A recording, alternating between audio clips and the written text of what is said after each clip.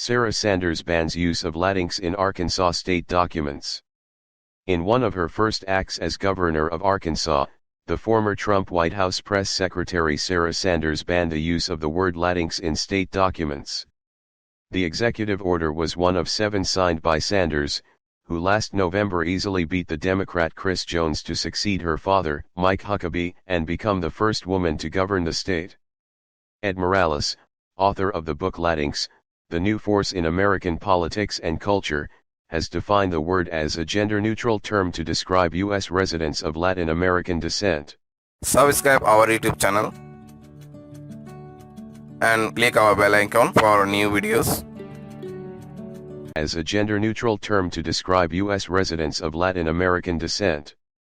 Writing for the 24newsread.blogspot.com, Morales said Latinx arises from a perceived inadequacies of the labels Hispanic and Latino, which emerged in the civil rights era, around the same time that the term Negro gave way to Black, and then African American. The arrival of Latinx coincides with a strong push for eliminating identifiers of gender in language, such as the now ubiquitous, at least among millennials, posting of pronouns to be used when referring to an individual, such as she/her, him/her, and the liberating they/them. In her order banning the word Latinx, Sanders claimed to target ethnically insensitive and pejorative language. The order said, one can no more easily remove gender from Spanish and other Romance languages than one can remove vowels and verbs from English. The 24newsread.blogspot.com style guide says Latinx is not widely accepted and we should only use it if an individual or organization prefers to identify themselves that way. According to Pew Research, the term is not well known among the population it is meant to describe.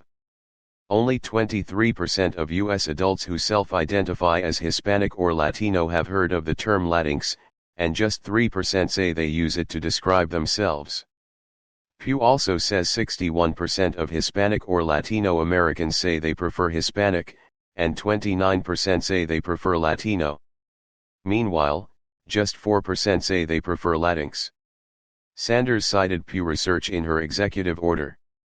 As Trump's second press secretary, Sanders was the face of a White House not noted for the precision of its language or dedication to the truth.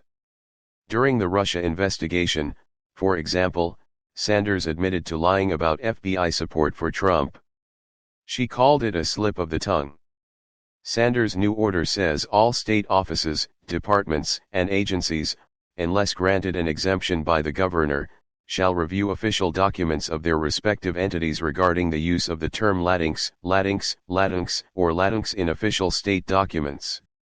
Within 60 days of the order, all state offices, departments, and agencies will be expected to have revised all existing written materials by replacing the terms Latinx, Latinx, Latinx, or Latinx with Hispanic, Hispanics, Latino, Latinos, Latina, or Latinas. Speaking to NBC, Morales said Sanders had cited the One Pew Hispanic report as evidence that people find Latinx offensive or that they reject it. He also pointed to rising use of the term and gender-neutral alternatives such as Latin. Tabitha Bonilla, an associate professor of human development and social policy at Northwestern University, said, "My biggest question is, who does this affect the most?"